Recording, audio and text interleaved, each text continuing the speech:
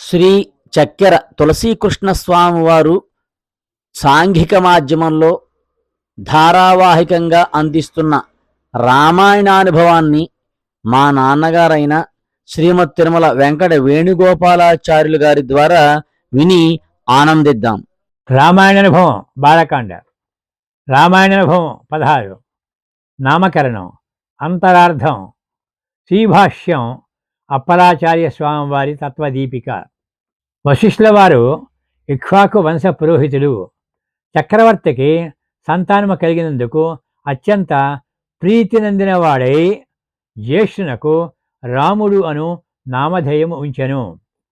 కైకేయి కుమారునకు భరతుడు, సుమిత్ర కుమారులకు లక్ష్మణ శత్రుఘ్నులు అని నామధేయము ఉంచెను. అవి లోక సామాన్యముగా అర్ధరహితములకు పేర్లు కావు. వశిష్ఠుడు త్రికాలజ్ఞుడు అగుటిచే భవిష్యత్తు ధరింగి అందరినీ ఆనందమయ్యేవాడు కనుక రమయతి ఇతి రామ అని పెద్దవానికి రామనామం ఉంచెను. అంతేగాక యోగులు ఇతనిని ధ్యానించి ఆనందించుచుందురు కనుక రాముడు అనే అర్థము కూడా ఆ నామందు కలదు. అట్టి స్వభావము గల మహాత్ముడు శ్రీరాముడు.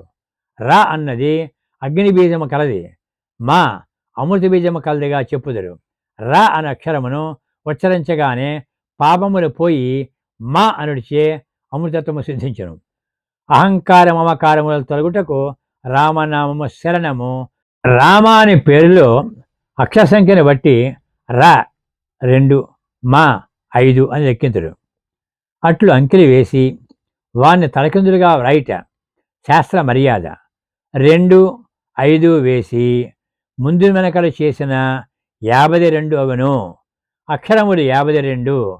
అక్షర సమూహము అంతటా చేతను తెలుబడివాడు రాముడు.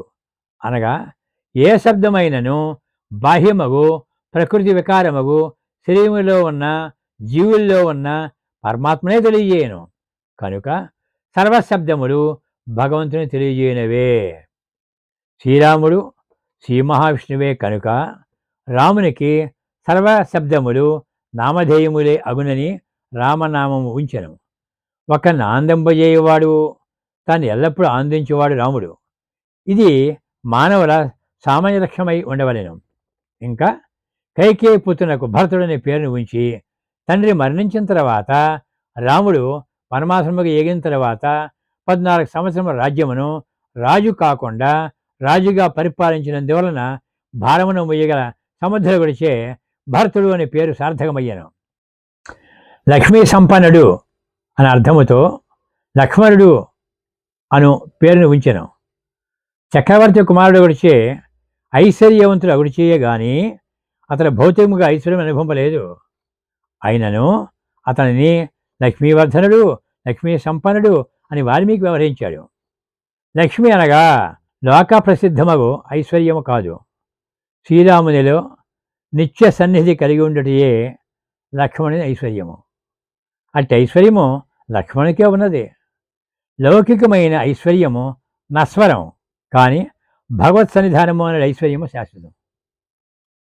సుమిత్రపుత్రుడు లక్ష్మణునికి సోదరునకు శత్రుఘ్నుడు అని నామధేయం ఉంచెను.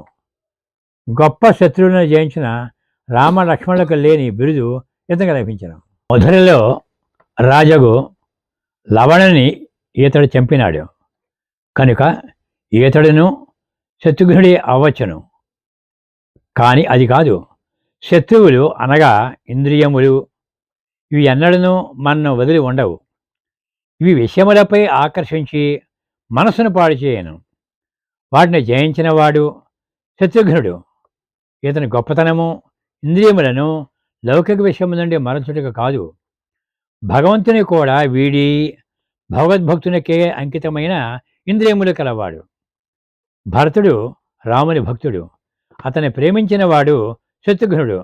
లోకమంతయు రాముడు రాముడు అని ఆదరించుచున్న అతనిని ఇంద్రియములు మాత్రము రాముని వైపు ప్రసరింపక భరతుని యందే స్థిరపడి ఉన్నవి. భగవానుని ప్రేమించుట కంటే భగవద్భక్తులని ప్రేమించుట చాలా విశేషం. లోక విషయములను వదిలి భగవద్దేశమును ప్రసరించుట ఎంత కష్టమో, భగవానుని వదిలి భగవద్భక్తులు ఎందే మనసు నిలుచుట అంత కష్టం. అటు స్థితి అతనికి సహజమున కలిగింది కనుక అతడు శత్రుఘ్నుడు. ఇట్లు 4 నామధేయములు సార్థకములు.